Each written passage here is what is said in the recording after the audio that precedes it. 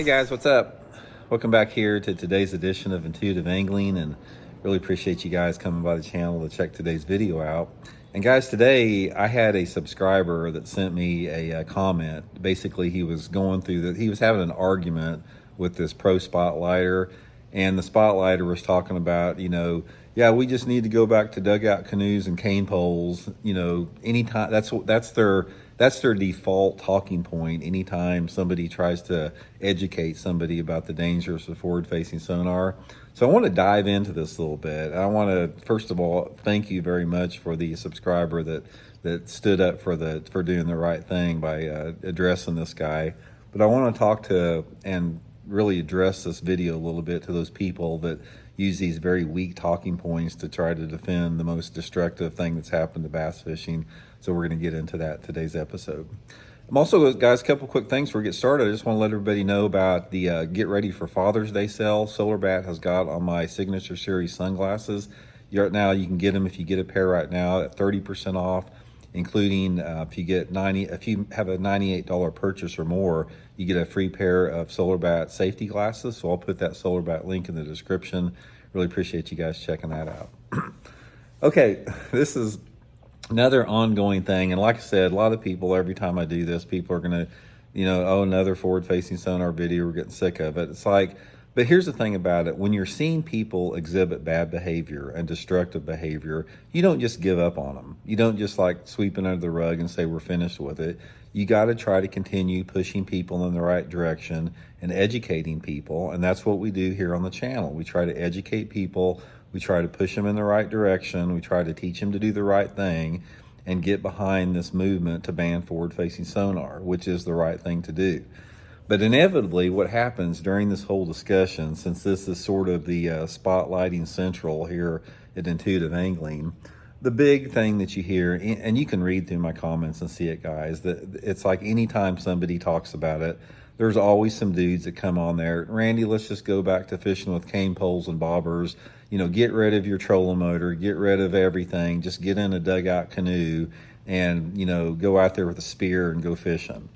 Guys, this is a prime example of somebody that doesn't have a legitimate rebuttal to the argument about forward-facing sonar. So they throw these ridiculous statements out there that absolutely has no correlation whatsoever to the topic that we're talking about.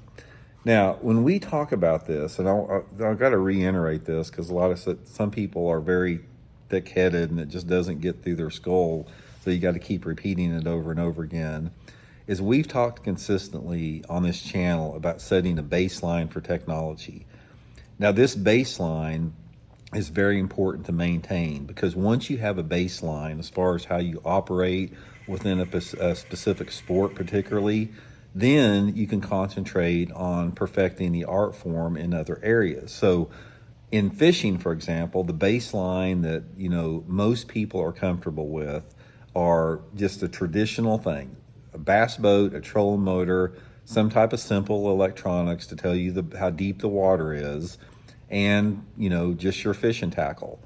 It's when you start getting into the advancements that get beyond this baseline, that give people an unfair advantage both financially and through technology, that you lose that baseline. And once you lose that baseline, you begin to diminish what the sport is, and you begin to diminish the true art form of whatever the sport is. Any sport out there, I don't care if it's bowling, if it's baseball, or if it's golf or whatever, you have an inherent talent within those sports that people respond to. In baseball, it can be somebody that can time a pitch, or somebody that can throw a fastball 100 miles an hour, or in football, it's somebody that knows how to run a route, or somebody that can make a 50-yard bomb pass right into somebody. And there's an appreciation behind that talent. And that is what we're trying to set this baseline in fishing, is because in bass fishing, the admirable talent, the honorable talent, is being able to go out and use your primal instincts and be able to fish to locate fish, and be able to use everything within your disposal that is on a pure level to find those fish. Now, this has to do with understanding weather patterns, understanding seasonal movements, understanding how fish relate to and position within cover, understanding what generates a strike from a bass in terms of lure profile, color, reaction. All of this stuff is basic bass fishing that requires years of honing that skill through repetition. And repetition and honing that skill is what earns and deserves respect. When you have a piece of technology in bass fishing or any other sport that diminishes that art form that is required to elevate to the level of the top tier at any sport out there, and to get some type of a shortcut to that, that diminishes and takes away from the sport. And that's what forward-facing sonar and Livescope has done. It has diminished what skill is. And the skill, you cannot equate skill in reading an electronic unit to real skill in bass fishing. There's no relation to it whatsoever. And for people to try to twist that into saying that, you know, being able to catch fish using forward-facing sonar is just, you know, another example of somebody's skill level and talent level, it's not. It doesn't have anything to do with it.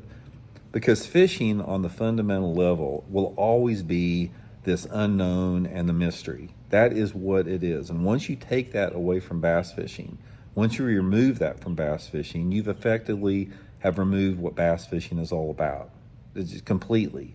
So never lose sight of that. Never underestimate that in terms of the importance of it. But anyway, guys, I just wanted to run that by you, quick video here. I know you guys probably seen that in my comment section. Just wanted to address that, and hope you guys are well. We'll talk later.